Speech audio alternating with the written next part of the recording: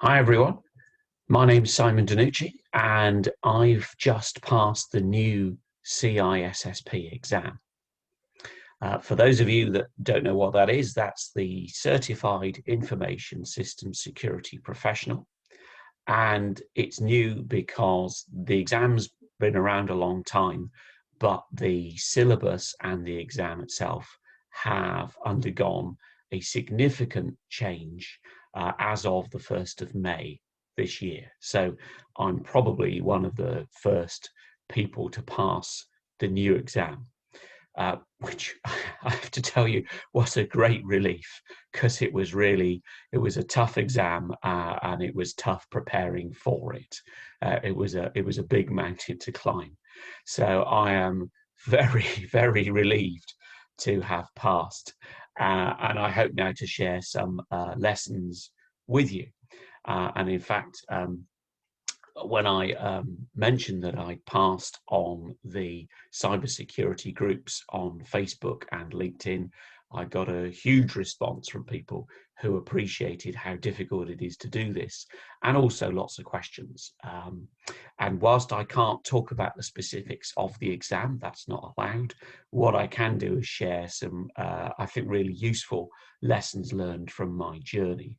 So I'm going to be talking about what I did, the course that I did and the student guide, how I took stock at the start of the revision process, how I revised using the practice questions and the study guide, something about the exam itself in general terms, what I can talk about, and lessons learned. So those are the 5 topics that I'm going to be talking about. So let's get on with it. Okay, so my journey was that 2-3 years ago, my firm, the firm that I work for, decided that they wanted me to take the CISSP exam in order to improve our credibility doing cybersecurity, okay, or my credibility. And so I was sent on a 5-day course, which was very intense, and it was the official. Here's the book. So it's the official ISC squared course, and so it was several hundred slides a day for 5 days. It was very intense. And as you can see, the guide that you get with it is pretty hefty. It's 800 pages of closely packed and high quality material. So, and taught by someone who was clearly a very experienced expert in the field. So a good quality course.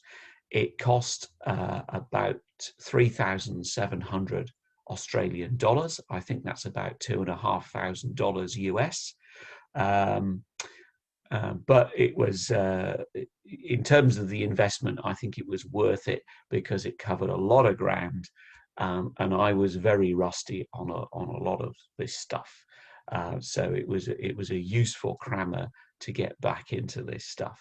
And as I say, it's 800 pages, it weighs a ton. As you can see, I've done a lot of flagging, and if we pick a couple of pages at random, I'm the kind of person who likes to, I like to highlight the book, and I like to, and I've been all the way through this book at least twice, highlighting as I go and making notes. Okay, that's just the way I do things, but I think it's useful to illustrate, the effort involved in order to absorb, a huge tome of information like this. So, right, let's put that to one side. So the course was very good, but of course it takes some time out of your schedule to go and do it. You need the money and the support from your workplace to be able to do that. There are now online courses, which I haven't been on, so I can't say how good they are, but they are cheaper, and they're spread out. I think you do a day or two per week for a period of several weeks. And I think that's got to be really good, because you're going to have more time to consolidate this huge amount of information in your head. So no disrespect to the face-to-face course, it was very good. I think the online courses could be even better and a lot more accessible. Okay, so that was the course. Now, I did that in November 2019, and I intended to do some revision and then take the exam probably in early 2020, March, April time. Now, as we know, global events got in the way of that, and all the exam centres were closed down, so I couldn't do that. Basically, I sort of forgot about it for a period of months. And then at the tail end of 2020, as things began to improve here in Australia, at least we've been very lucky here, exam centres reopened, and I thought, well, I really should get back and try and schedule the exam and do some revision and get on with it. So I did. And starting in the January of this year, I got my management's agreement that I would spend 1 day a week working from home revising. And that's what I did. So, and given that I took the exam in the middle of May, so that's probably, 18 full days of revision going through the material. And I needed it. Originally, I was going to take the exam, I think, in early April, but I realized at the end of March that I was not ready and I needed more time. So I put the exam date back to the middle of May, and it was only after I'd done that it was announced that the syllabus of the exam was changing quite significantly. So that was a extra work then. And fortunately, they brought out the official guide to the new exam, and I realized I had quite a lot of new material to learn. So I went through, and for example, there's 8 domains in CISSP, and for example, here's domain number 2, asset security, and in the pink I have highlighted all the new things that are in the 1st of May edition syllabus that were not in the 2018 syllabus. Okay, so, and I went through all of these things, and there are quite a few in almost every domain except the first one. There are significant changes. Okay, so I had to do a lot of extra revision then because the syllabus had changed, but nevertheless, it was doable. Okay, so going back to January, I had to start, and I started off by getting out the official practice tests. And I say, fortunately, my firm bought this book and the study guide, which we'll come on to in a minute. So this is $40 US, and it's worth its weight in gold, because in here there are 1,175 practice questions. So there are 100 questions for all 8 of the domains, plus there are 3 practice papers of 125 questions each. So total 1,125 questions. And that was very, very useful to me, because I, of the 8 domains, I had some background in 4, but not in the other 4. So just to let you know, I did 20 years in the Air Force. I worked in software maintenance. My day job is I'm a safety risk assessor. So I'm pretty good on risk assessment and governance. So domain number 1, security and risk management. Okay, a lot of similarities with safety. And I had a lot of experience of security in the forces. So I was pretty good on chapter number 1. Domain number 2, asset security. Again, I was used to working in an area where protecting a lot of classified material. So I had a strong background in that. And then jumping to the end, domain number 7, security operations. So physical security, disaster recovery, that kind of stuff. Again, lots of background there. And then finally, software development security. Okay, I hadn't been involved in the development of secure software, but I've been involved in software development on a massive scale, as well as in maintenance for military systems. So that was done in a secure environment. So I had a pretty strong background in those 4 domains, in numbers 1 and 2 and 7 and 8. But the middle 4 domains I was quite weak on. So security, architecture and engineering, all the networky type stuff, communications and network security, identity and access management, and security assessment and testing. I had not really been involved in that stuff much at all. So I was quite weak in those areas. And when I started revising, you can see this, basically on the first column, I did 10 questions from each domain and I scored myself to see how I got on. And as you can see, the green indicates that I got the score required, which is 70%. I only got 7 out of 10 in 3 out of 8 domains. And in fact, you know, my scores varied widely. In domain number 4, I got 1 out of 10. In domain number 6, I got 3 out of 10. So overall, I got, I think it was 43 out of 80, and the pass mark out of 80 questions would be about 56. So I was well short of the pass mark at the beginning. But this was very useful because it allowed me to take stock and confirm what I was strong in and what I was weak in. And then that helped me to focus my revision. And then, as you can see, I continued to test myself as I went through the process. And again, you know, this confirms what I've said. In domains 1 and 2, lots of green all the way through. Domains 7 and 8, lots of green all the way through. Not always. I did stuff up. There we go. I stuffed up that one there. As you can see, I only got 6 out of 10.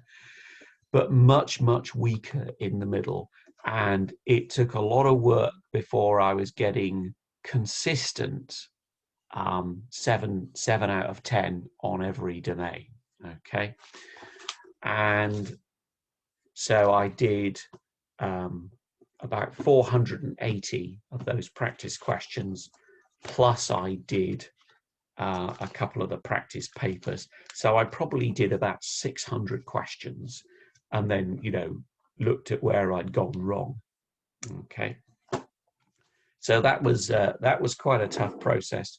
But as I say, the official practice tests really excellent, and really pointed out to me what I didn't know and further work that I needed to do.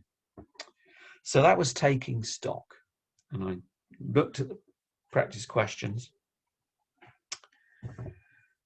And unfortunately, one of the things that I learned while doing the practice questions was that a lot of questions were testing knowledge that I had never been taught in the course.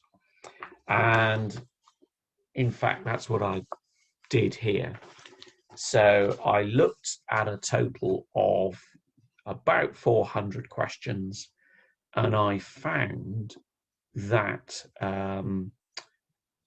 the amount of material that was untaught that the practice questions were testing was about 20% overall, I would say. So in some domains it was lower. So domain 1, I reckoned about 14% of the questions were on untaught material. and domain 3 it was about 16%. But actually, you know, that varied through domain 4. About 1/3 of the questions tested knowledge that wasn't taught in the course, and domain 6 it went up as high as 45%. So on average, maybe 20–25% of the material in the practice questions was not covered in the green and white student guide that I showed you. So that was a bit of a shocker, to be honest. I was horrified about that. But it did spur me to go and learn a whole bunch of other stuff. And fortunately, almost everything that was missing from the student guide, the green and white book, was in this. And I refer to this as the black book because it's got a black spine. So it's got a black and white cover. This is the official study guide. This is $70 US, or I think it was about 110 Australian, something like that. And again, this is worth its weight in gold. This is 1,000 pages of very dense material. There's an awful lot of good stuff in here. And in fact, there's also, because I think there's, where are we?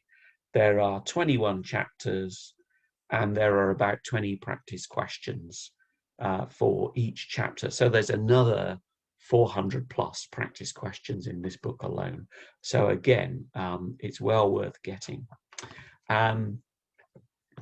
Now, and this book has got a lot of information in it that is not in the official course, or was not in the course that I did in late 2019.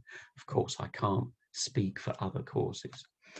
And the material in here is also, it's very readable and it tells a story. So the student guide, the green and white book, really is about cramming information into you.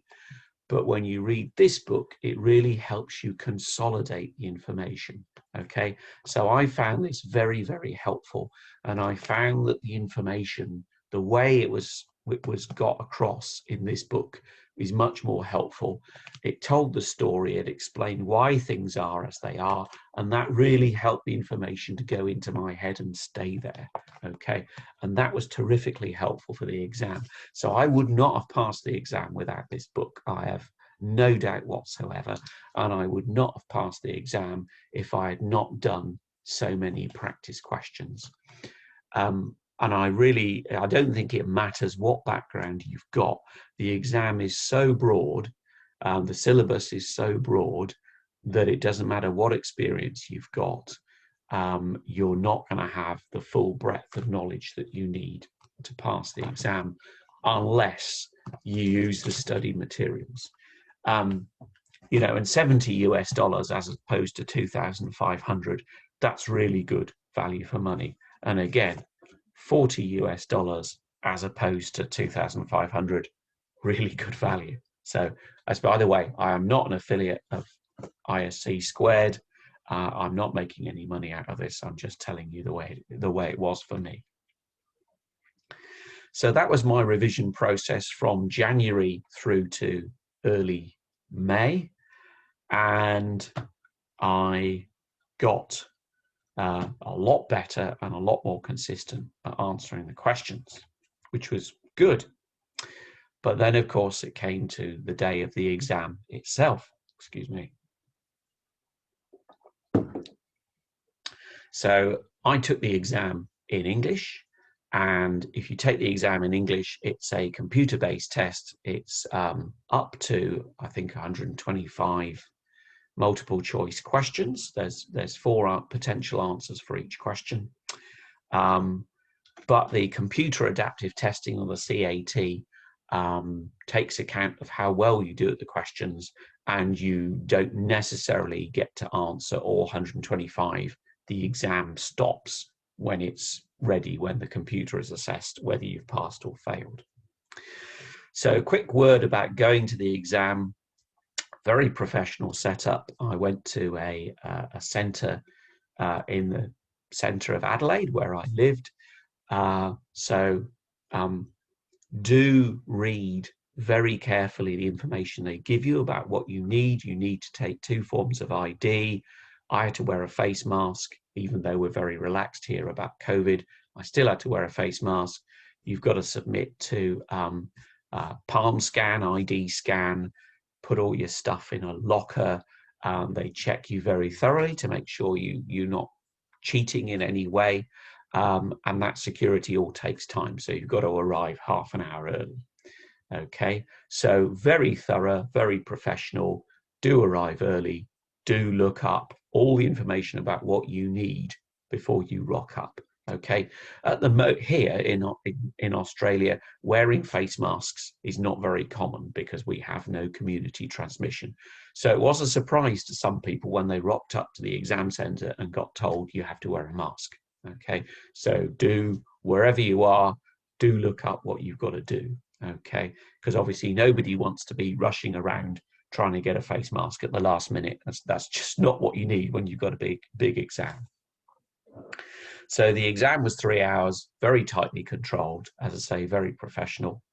I'm not going to tell you anything about the specific exam questions, but what I can tell you is that the exam was a lot better in many ways than the practice questions, because there's a lot of, in the practice questions, there are a lot of questions that are, you wonder what the point of it is.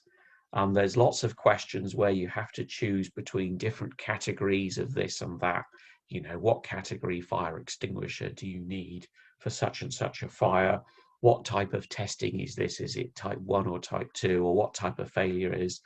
Lots of sort of rather mechanistic questions where I looked at these questions and thought, what on earth? Why would you need to know this to do cybersecurity? It doesn't make any sense. And I checked my thoughts with other people in the business who've got a different background to me, and they agreed. There were lots of questions in here that just did not make a lot of sense. They were sort of test fodder, I would say. But there were very few of those type of questions in the exam. Okay, so the exam was much better in that respect than the practice questions.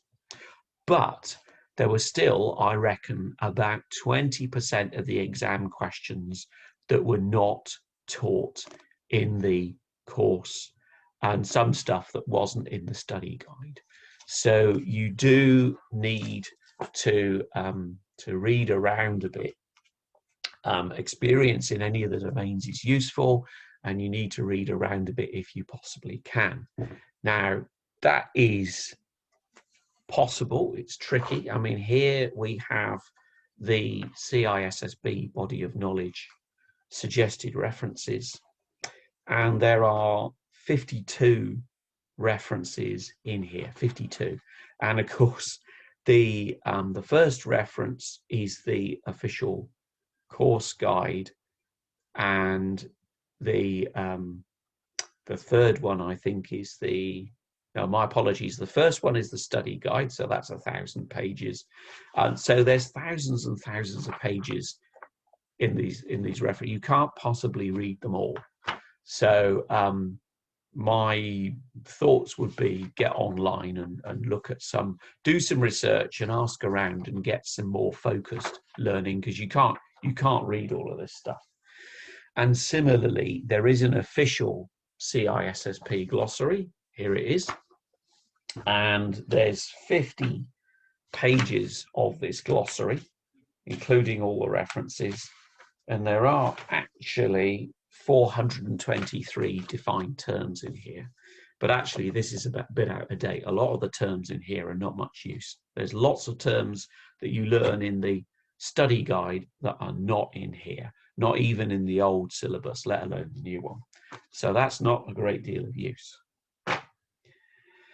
So going back to the exam, there were, I'm glad to say, very few sort of silly questions about, you know, is this a type A, B, C, D of what have you? Very little of that. There were lots more, what I would say, good questions, questions that really test your knowledge of cybersecurity, whether you know what you're talking about. So lots of scenario-based questions where you have to reason through the scenario and think about what's the correct answer. Okay, so they're tough questions. I sat there in the exam and thought, oh, you know, I failed this for sure, because when I was doing the practice questions, I got to the point where I'm pretty good at learning how to pass an exam. That's one of the things I've always been good at. And I got good at learning to pass the practice questions to the point where at least 50% of the questions I thought, yeah, I know that, I know that, I know that, I know that. I got pretty good. When I went into the exam, almost every question I had to think very carefully about. It was hard work, okay? But on the other hand, it does mean it's really testing your understanding of cybersecurity, okay? And your ability to reason through the information that they gave you and come up with the best answer.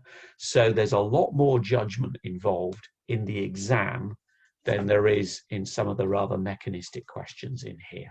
There's a lot more thinking involved. So be ready to go in and do that thinking. Okay. And on that point, when you go in, don't get psyched out. It seemed to me that there were a lot of tough questions in the early part of the exam. Okay. And I think early on, it would be easy to get disheartened and to give up and go, oh, there's no way I can do this. But keep going, because it did seem to get easier. Well, I say easier, it wasn't quite as tough as when they hit you at the start with a lot of really hard questions. Some things seem to come up more than others, it seemed to me, but that's probably the computer adaptive testing. So maybe I made some mistakes early on, and then the computer comes back and hits you again on those topics later, just to push you to make sure that you do understand it, okay? And I must have, I must have done well enough, because after 105 questions, the test stopped and said, you've got to go out and get your result. And at that point, I thought, 105 questions, is that good or bad? I just don't know. I would not have been surprised to have failed, but I didn't. Okay, so the computer doesn't tell you whether you've passed or not. It just says the exam has come to an end. Okay, so don't freak out when it stops. It doesn't mean that you have failed. Just, you know, do whatever you have to do to follow the rules, put your hand up to finish the exam, and then you'll find out. And I got handed a piece of paper when I came out saying, congratulations, you've passed. And I was so relieved. What a relief. So yeah, so significant differences between what's in the exam and what's in the practice questions, but nevertheless, I would say it's still worth doing the practice questions. So that was the exam. One more thing to say about the exam. You know, I mentioned that there were lots of things that were not taught. In the book, it says we don't ask you about commercial tools or anything like that. In the practice questions, there are lots of questions on tools. There are lots of questions about things that they say they will not test you about, which is annoying. But those things did not appear in the exam. So take heart. The exam is a lot more honest than the, dare I say, than the practice questions. Okay, so we're on the home stretch now. What lessons did I learn from all of this? So I would say, first of all, if you can get on a course, either face-to-face or online, I would say that it is worth it. I had learned a lot of the information before. I mean, I learned to program computers decades ago. I'd learned a lot of security. I'd learned a lot of technical stuff in the early part of my career. And as I said before, I was strong on 4 out of 8 of the domains, but I was still pretty rusty in a lot of subjects. And there's a lot of information to cram in, and I think probably going on a course helps you cram in that information. Okay, but the course itself, I do not believe is going to be enough. I do think you need to do the practice questions. You need to take stock and get a realistic picture of what you know and what you don't know. And then there's usually quite detailed answers in here as to why one answer is correct and the other three are not correct. So it's worth reading those carefully and making further notes. And it's worth, as I say, referring to the study guide and actually reading this. One of the areas that the original course did not cover very well at all, there was very little on attacks and defenses, and so there wasn't a lot about different types of cyber attack and how you defend against them, and you know, different architectures are vulnerable to this kind of attack, and other architectures are vulnerable to a different kind of attack, and what's the best way to defend. Okay, there was almost nothing about that in the course. There's some stuff about it in the practice questions. There's more stuff about it in here.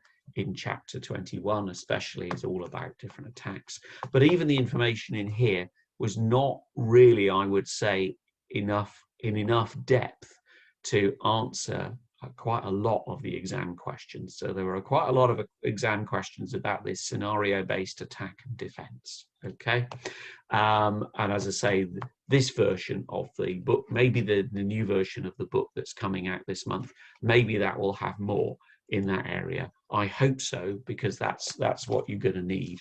So if you don't find enough information on scenario-based attack and defense, then I would suggest you need to go online and find a good source of material about that.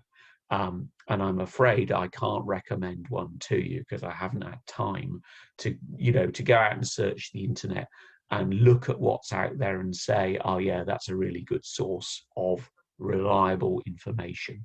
To be honest, I may not even be the right person to make that judgment. So if you can go and find a good source of information about cyber attacks and cyber defenses and strategies for defending different types of architecture and different setups, then I would highly recommend you do that. And in fact, when you see this exam, if anybody out there has got some suggestions as where to look on the internet to get that stuff, then do please send in your comments and share that knowledge with other people. Because as I say, I don't have the background to be able to say where's a good place to go. Maybe you do. So please, give us your thoughts on where a good place to get that knowledge would be. Okay, well, I've talked enough. It was a long, hard road. I'm relieved to have got through the exam. I'm now going to apply to get my full CISSP membership, which hopefully I've got the experience to get. So it's the beginning of my cybersecurity management journey for me, and I wish you every success in your efforts to pass the exam. It's tough, but you can do it. Okay, bye.